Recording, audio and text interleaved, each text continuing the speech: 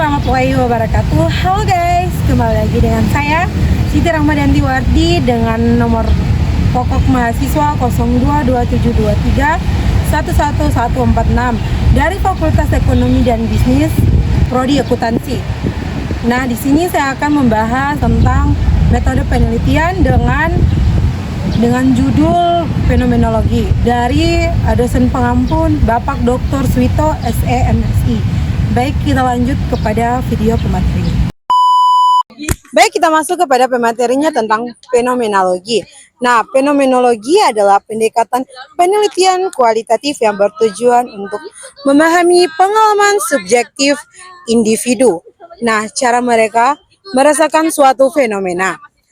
Pendekatan ini berfokus pada bagaimana orang memaknai dan memberikan interpretasi terhadap peristiwa-peristiwa dalam hidup mereka.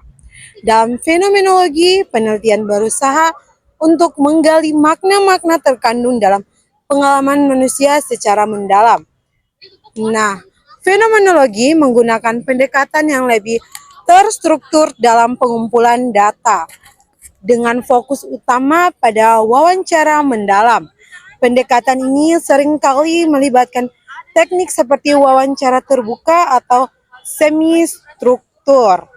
Nah, di mana penelitian mengajak partisipan untuk berbagi pengalaman mereka terkait fenomena yang sedang diteliti. Data yang diperoleh kemudian dianalisis melalui proses yang disebut sebagai reduksi.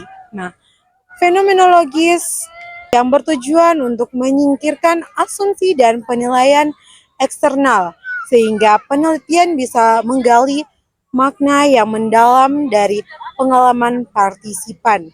Dalam penelitian fenomenologi, penelitian berusaha untuk bracketing atau memisahkan asumsi dan pandangan pribadi mereka agar dapat lebih objektif dalam memahami pengalaman yang diungkapkan oleh partisipan. Tujuan dari pendekatan ini adalah untuk memperoleh pemahaman yang lebih otentik mengenai dunia objektif yang dialami oleh individu. Tujuan dari penelitian fenomenologi adalah untuk mengungkap esensi dari pengalaman manusia serta untuk memahami bagaimana individu dalam suatu fenomena dari perspektif mereka sendiri. Fenomenologi tidak berfokus pada penjelasan sebab akibat atau generalisasi, melainkan berusaha untuk menangkap pengalaman sebagai bentuk realitas yang dirasakan oleh subjek penelitian.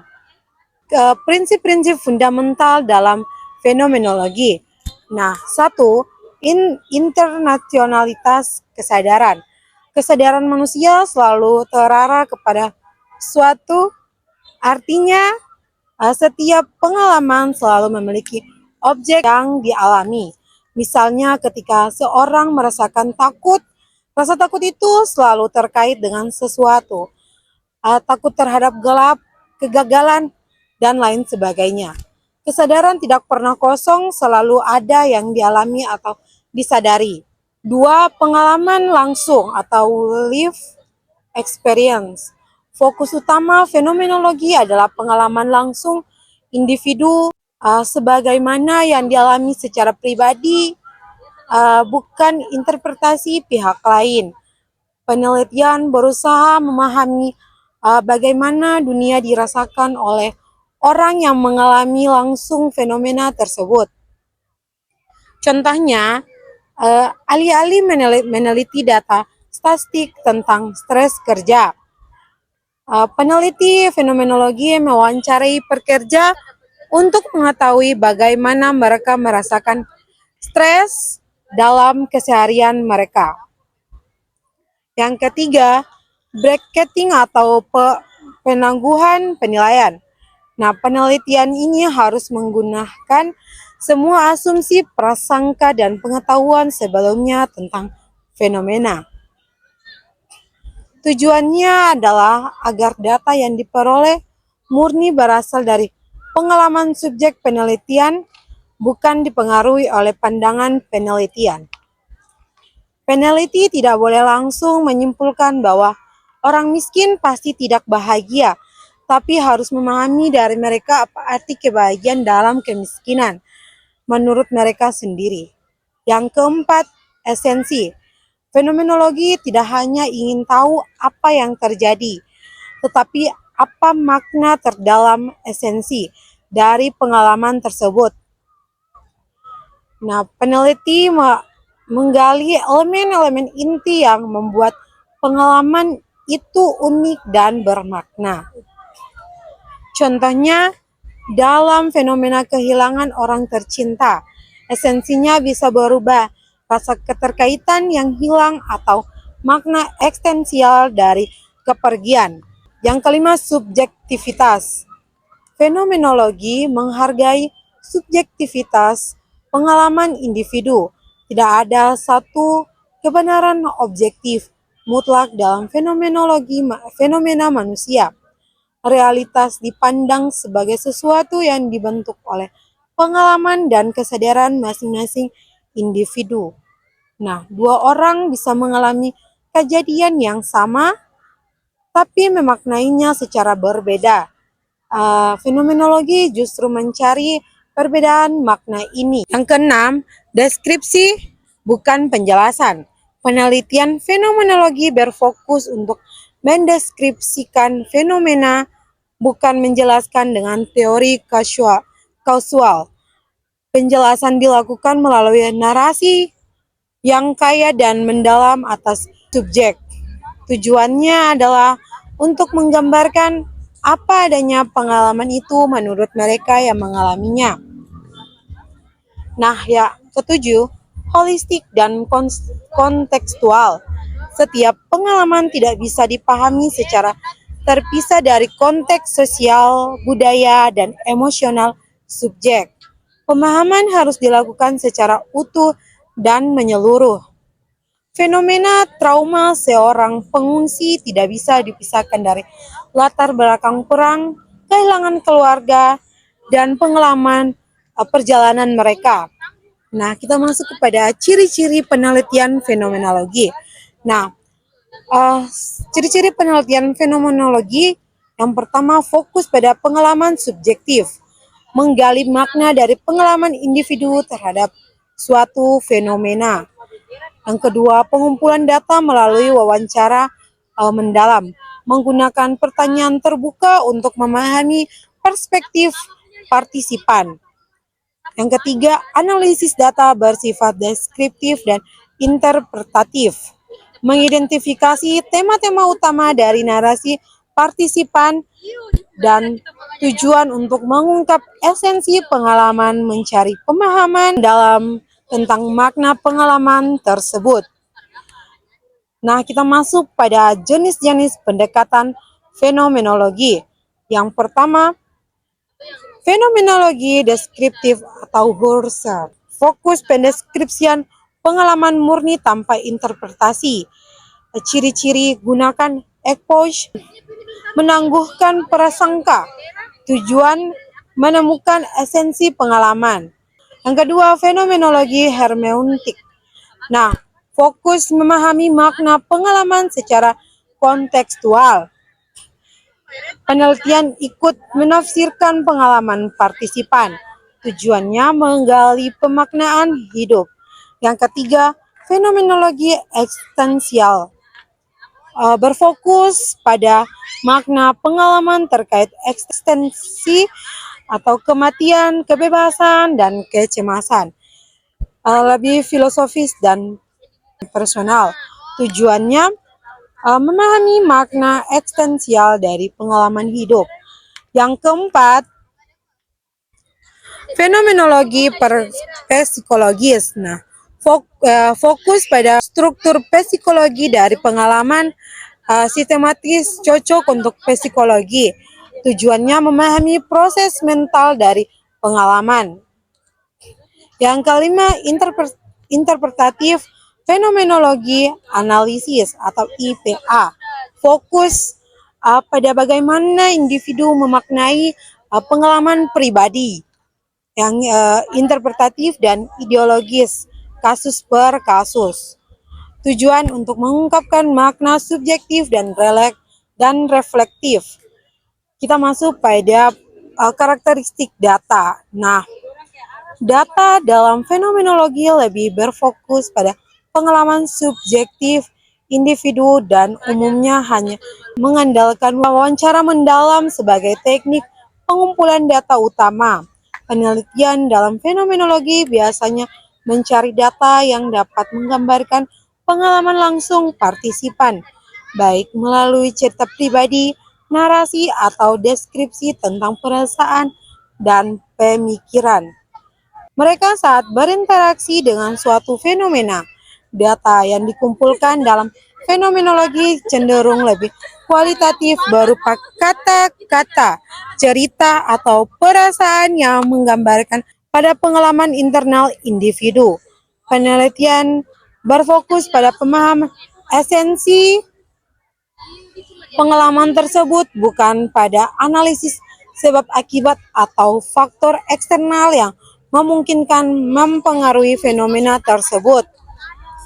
Di sisi lain, data dalam studi kasus biasanya bersifat multimodal, yang berarti penelitian dapat mengumpulkan data dari berbagai sumber. Nah, ini bisa mencakup wawancara dengan berbagai pihak yang terlibat, observasi langsung terhadap situasi, observasi terhadap situasi terkait peristiwa yang terjadi dan statistik yang relevan.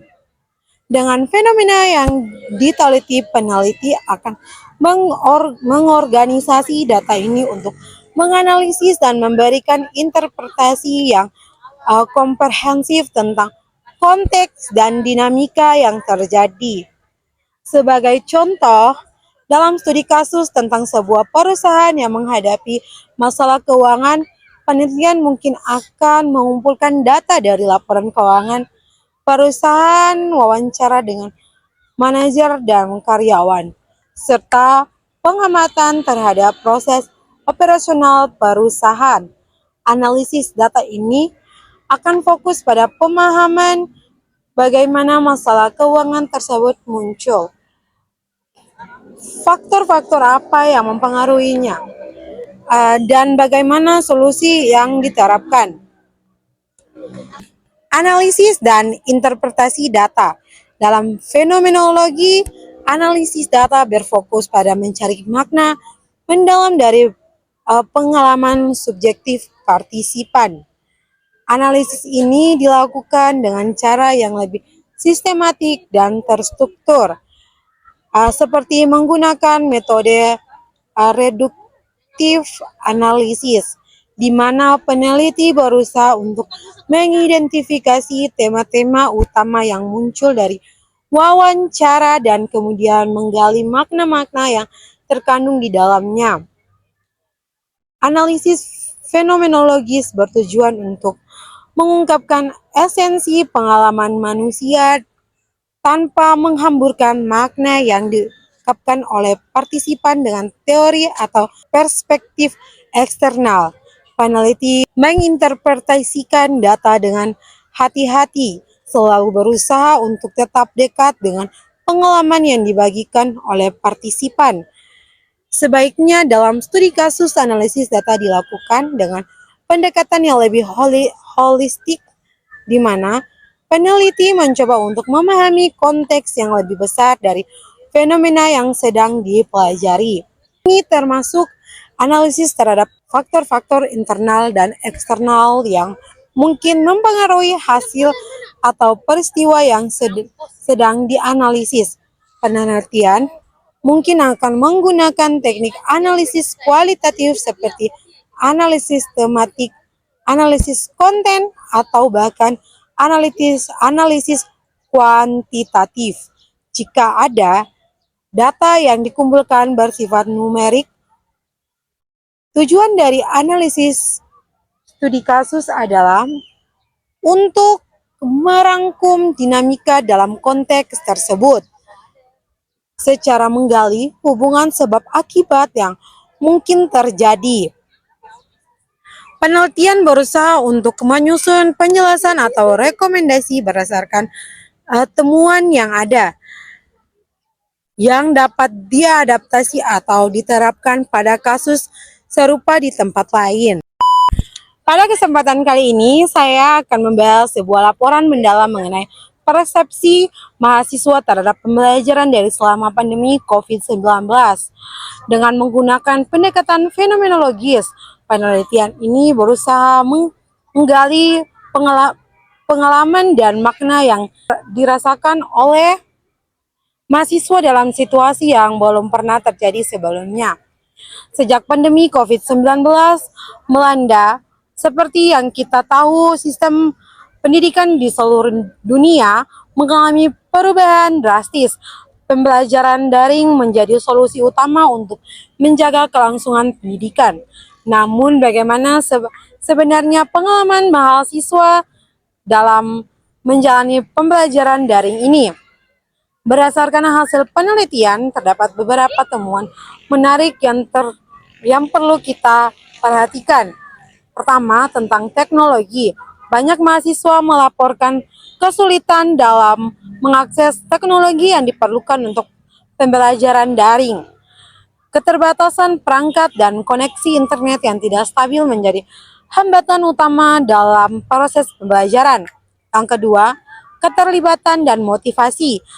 Penelitian menunjukkan bahwa sebagai mahasiswa merasa kurang termotivasi dalam pembelajaran daring. Mereka merasakan kurangnya interaksi langsung dengan dosen dan teman-teman yang terdapat pada keterlibatan mereka dalam proses pembelajaran. Yang ketiga, adaptasi dan kreativitas. Di sisi lain, beberapa mahasiswa menemukan cara untuk beradaptasi dengan situasi baru ini. Mereka menggunakan berbagai platform dan aplikasi untuk berkolaborasi dalam pelajaran secara kreatif, meskipun dalam format daring. Yang keempat, persepsi tentang kualitas pembelajaran. Mahasiswa memiliki pandangan yang beragam mengenai kualitas pembelajaran daring. Beberapa merasa bahwa pembelajaran daring tidak efektif pembelajaran tatap muka, sementara yang lain menganggapnya sebagai kesempatan untuk belajar mandiri dan fleksibel. Dengan memahami perspektif mahasiswa terhadap pembelajaran daring, kita dapat mengidentifikasi tentang tantangan yang mereka hadapi dan mencari solusi yang lebih baik untuk meningkatkan pengalaman belajar di masa depan. Penelitian ini juga memberikan wawasan bagi institusi pendidikan untuk merancang program yang lebih responsif terhadap kebutuhan mahasiswa. Kesimpulan yang saya dapat ambil dari teknik analisis data metode penelitian fenomenologi, yaitu teknik analisis data dalam metode penelitian fenomenologi adalah proses yang sistematis dan reflektif untuk menggali esensi pengalaman manusia. Penelitian harus mempunyai sensitivitas tinggi terhadap data, kemampuan untuk membuka diri atau approach, dan kecermatan dalam mengidentifikasi tema dan makna.